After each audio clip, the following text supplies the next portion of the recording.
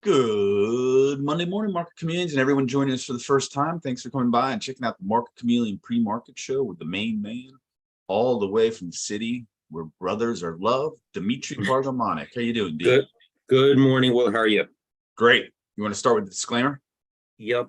Good morning, everyone. Before we get started, keep in mind, Will and I, Market Chameleon, we're not a registered investment advisor. We're not a broker dealer. We're not telling you what to do. We're just sharing ideas. If you need professional advice, call your registered investment advisor, call your broker. That's what they're there for, to give you advice, provide you with guidance. Perfect. Disclaimer. So what's going on this morning? Anything? Let me share my screen here. So before we get started, if anybody has a question, you could put that question on the live chat on YouTube. Will's watching it. He'll read them back to me. If you want to come on a show and ask your question live, we also provide a link to Zoom. Click on that link, takes you over to Zoom. Once you're in Zoom, there's a button, raise your hand. Click on that. You don't have to turn on your video camera. It will prompt you to, it will ask you to do that. But once we let you in the show, everybody could hear you. You could let us know what you're looking at. If you want to discuss data, strategies, maybe something you've seen unusual, you want to bring it to our attention, share it with the community, you're welcome to come on the show and do that. While we're waiting for questions to come in, I think I'll take a look at the pre-market report, see what's trading in pre-market hours, and then I'm going to move over to the end of calendar month in the market, see how the market performed this month, and we'll get some insights. What does it usually do November, December coming out, because we're already at the end of the quarter. Let's take a look at what it tended to do in the past. We'll also take a look at what the implied volatility tended to do in the month of November, December. Perfect. Sound good? All right, we'll start with the pre-market report then. These are stocks trading in pre-market hours. Down here, we have our most active stocks, our biggest percentage gainers, biggest percentage decliners. Remember, these are stocks trading in a pre-market hours. I see 54 stocks made our percentage gainers list, 76 are on our decliners list. From this perspective, it look like we're setting up for a bearish bias at the open.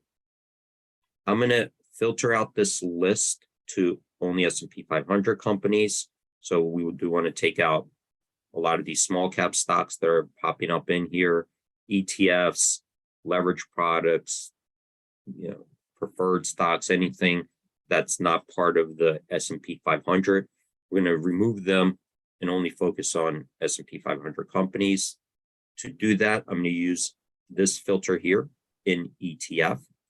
And what this does is gives me a list of ETFs to select from. Whatever ETF you select, let's start with SPY over here, S&P 500 ETF. That the list below will get filtered by holdings in that ETF.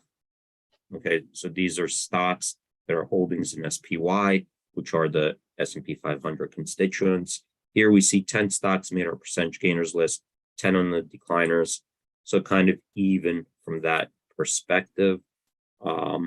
No real, bullish or bearish bias from this viewpoint. We are getting, when Wednesday, the Fed's going to release, they're going to most likely raise interest rates by 0.75%. That's the consensus right now. And what everybody will be looking toward is what they're seeing and which way they're leaning going forward.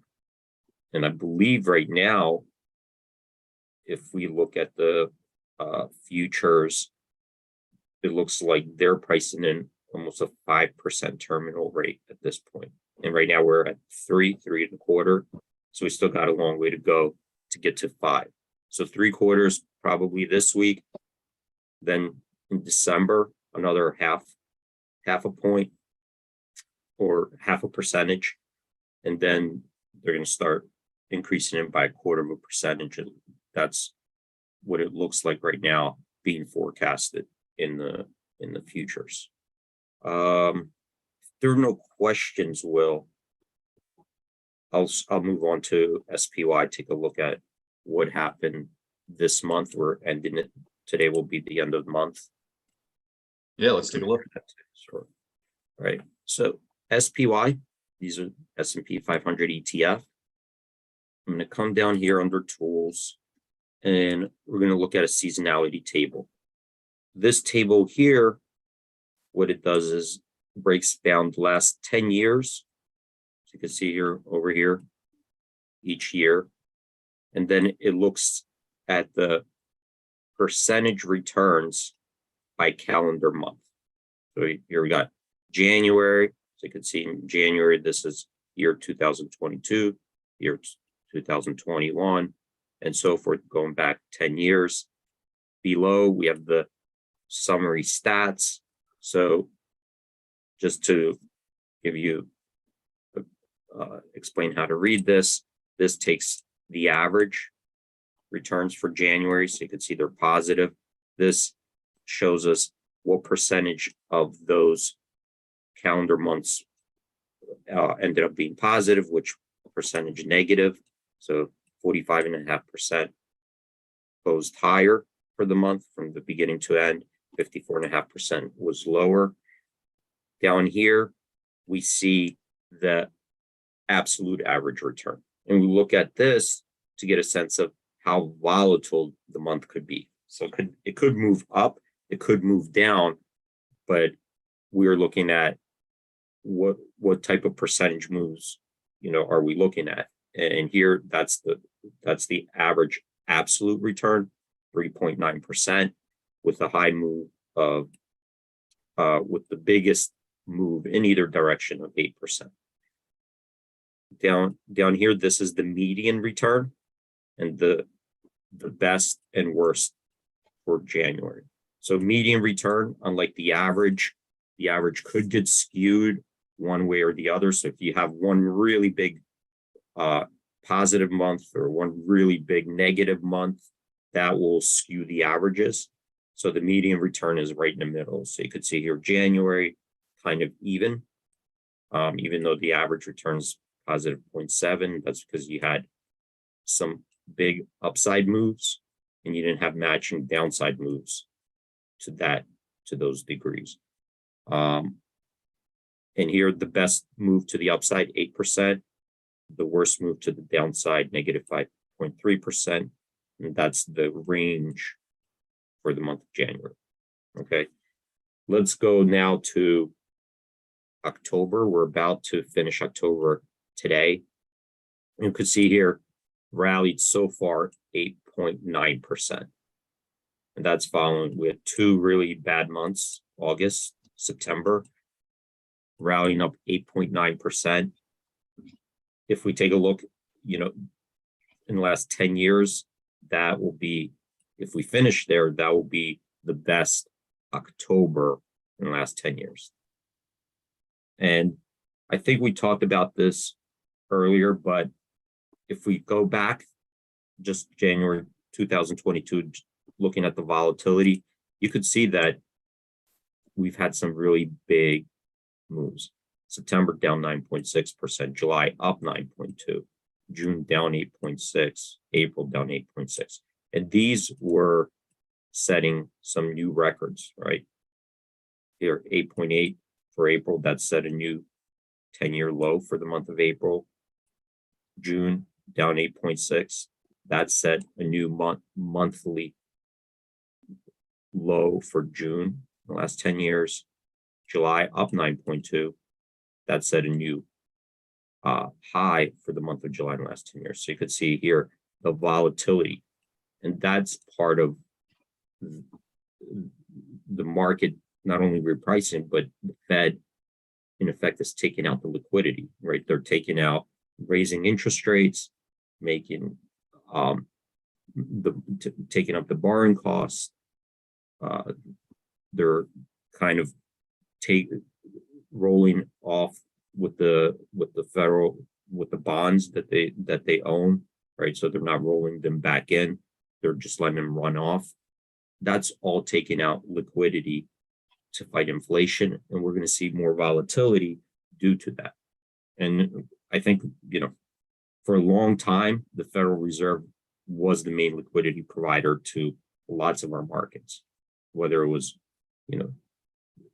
indirectly mortgages, bonds, even the stock market. They were the big liquidity provider for a long time. That's getting removed. The question comes up, if we're in a bear market rally, how high can we get in a bear market rally, if that's what this is? Here in October, we're up 8.9%. Historically, average bear market rallies, I believe, are up 15%. That's the average bear market rally. So if we go from the low up 15%, we're probably another 6% away, approximately, if 4 or 5, 6% away to hit that average bear market rally. So that could happen potentially in November, coming up, because look at November. Here are the historical November and December results. November, 90% of the time in the last 10 years, November finished higher on the month. Okay. December, also 70% of the time, December finished higher than the month. We're entering holiday season. Yes, people are feeling good. Bonuses are coming out.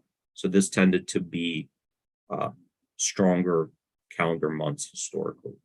And you could see here, this is why we look at the median return. We do have the averages up here, but let's take a look at the median returns. And these are the median returns down here.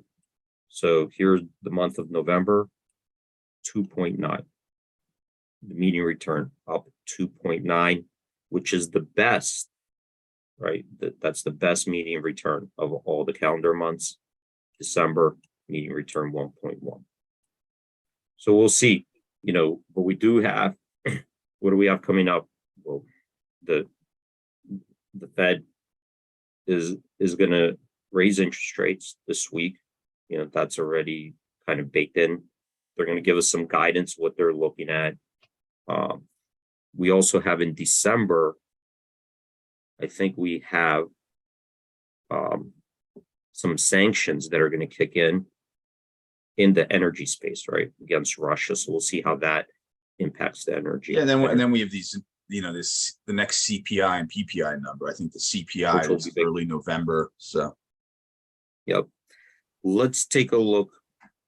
By the way, there are two if you're looking at inflation, if you think that inflation's a problem and can continue to be a problem, let's say it continues to be a problem for a while, and if we continue to have to increase interest rates even beyond what we're expecting now, there's probably one sector that's going to outperform in that type of environment. We have inflation and interest rates going up, basically. Which one do you think will? What was the question again? What do I think that inflation? Well, let's say inflation continues to be a problem, right? That they can't that easily just bring it under control. We're going to see increasing prices, and at the same time, we're going to see higher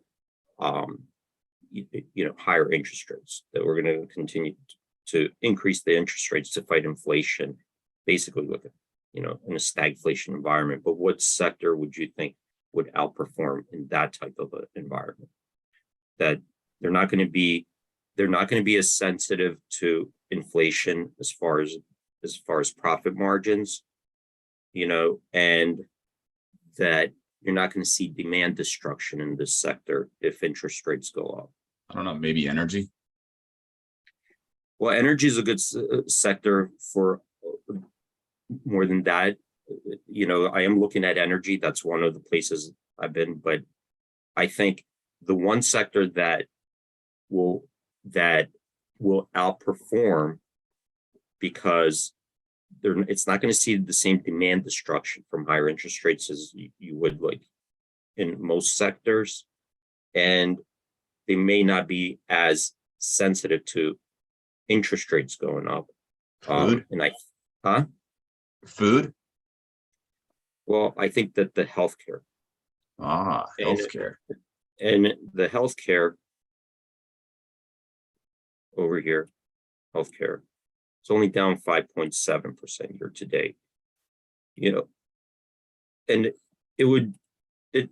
you can't really destroy the demand for healthcare, right? Not people are still going to need it. You're going to get sick. That's a guarantee. And when we're talking about inflationary pressures, the healthcare industry has been capable of pushing those across, right? Whether it's, towards insurance companies or whatever, but the healthcare industry seems to me that it would be less sensitive, right, to that type of environment than some of these other ones, like, real estate, technology. Energy is interesting because you can see how it's growing. And I'm looking at right now, the energy space, if you're looking at, traditional energy, it is profitable, but I feel like the actions that are being taken, by governments to hold those pressures down, like selling out of our strategic reserves, that's perhaps causing a situation where there's underinvestment, right? So it's discouraging investment. Some of the things I think that are being said, or some of the proposals, are discouraging investments, which you need to bring things back down to an equilibrium, right? So I think that there's probably, an underinvestment in this space. And remember, there are going to be more sanctions that are going to hit, I think, in December, as far as Russia goes. And, at some point, we can't sell 1 million barrels a day of oil out of our strategic reserves. You're going to have to replenish it. You're going to turn from a supplier to a buyer, right? That's going to eventually happen. Eventually, they're going to have to stop, and they're going to become a buyer. And that's why this space here, you could see a big spike. Right now, they're already profitable, right? You could see that they're turning big profits. It's just that you don't see a lot of big investments right now going on to expand that supply. Where was I going before I came to here, Will? I'm not exactly sure. All right. You were on SPY. Yeah. Let me go to the implied volatility. So this here, let me take this out.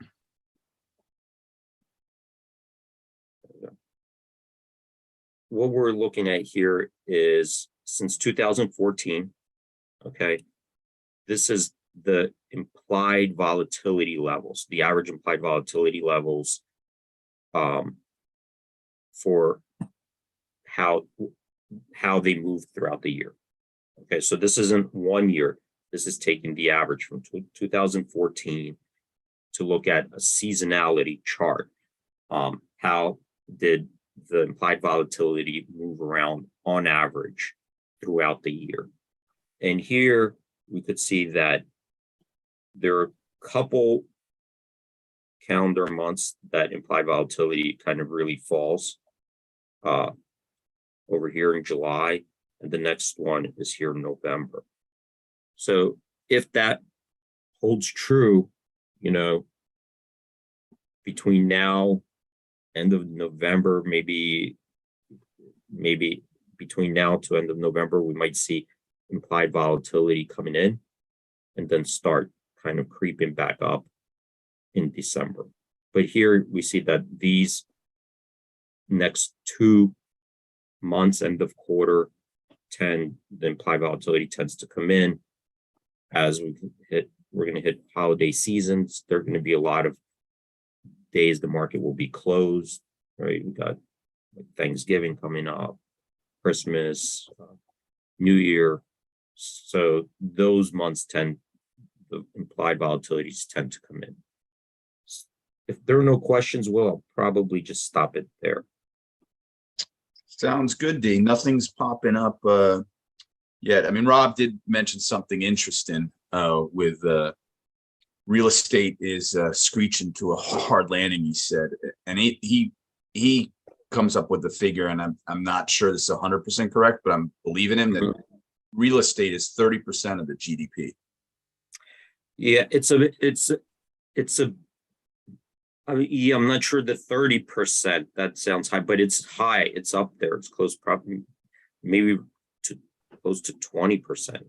Even, because you got so much happening around the real estate market besides, home sales. People once they buy a home, they start investing in the home and renovating the home and buying things for the home, and it's a big part of the economy, that's for sure. And it's coming to, I think it is coming to a major slowdown as far as transactions, but the prices are not coming down, right? The prices are remaining pretty high. There's a tight supply. That's part of the problem that well, I mean, and again, different areas, it represents a bigger part of the GDP, right? I mean, areas that have really been booming but don't have a lot of offset in industries. I think of, like Nashville, Tennessee. I know businesses have moved there, but I read actually that prices are actually down. They've literally come down 20%. Is what they like. If people are selling their houses, have dropped the prices, significantly. Right. So, and I think that the Fed will look at it at a national level, maybe not, localized. They're looking at it as the cost of living, is the cost of living or housing going up, and that will include rents, right? It will include whatever the rental market is doing. It will include the prices of the houses and also the cost of financing that house, right? So what is your median payment for a house at this point? Even if the house is declining, we have mortgage rates that went from 3 to 7%. And if you're buying it with cash, that might be a real discount, but at this point you're buying it for cash. You do have an opportunity cost, because the Fed is paying you 4% now on a 2-year. Before you were getting 0, so you're taking that cash out that you can earn 4% on a 2-year and putting it into the house. It goes into calculations, and they're looking at more than just like a local area. If it goes down 20%, they're not going to base the entire Fed policy on that alone. Yeah, you're right. Rob did have a question relative to IV. It asks, is it a general rule that the IV is going down, stock prices are going to go up as far as S&P is concerned? Does it react similar to the VIX, i.e. the VIX goes up, generally the market is going down? Or sitting there, right? So if the market is just sitting in one spot in a very small range, implied volatility will go down. It could, even if the market goes down slowly, implied volatility could come down, because implied volatility, it's measuring the fluctuation in the prices. So it's not necessarily direction, it's how much are the stocks moving around, going up or down, how they could be doing it in a very illiquid manner. Implied volatility really is just, and we might not see this going down. One reason for it is that we are right now in 2022 in November, interest rates, the Fed funds will be at 4%, and in December perhaps 4.5%. That is a lot different than these, right? I don't think we're that high since 2014. I don't think we went up that high on the Fed funds. That takes liquidity out of the marketplace, right? And some of it is fast, some of it could be slow to catch up, but that does take liquidity out of the marketplace. We may not see this coming down due to that. And we look at where was I on the seasonality? This is when we started raising rates, right, in March, and we've had a lot of volatility since then. That could continue. What percent of economic activity do you think is affected by personal consumption? Well, it's like 70%. Wow, you are a professor. That's crazy. Yeah. Yeah, 70. It says 70%. As I was trying to confirm the real estate number, that popped up. Yeah, I think we're a consumption economy. So 70% that's driving our economy. What was the housing? Did you find it? It was saying somewhere between 18 and 20. But I don't know. As Rob mentioned, his numbers were where he gets them is talking about everything revolved around the real estate market, I guess, financing, all the secondary. Right. Banking, real estate agents,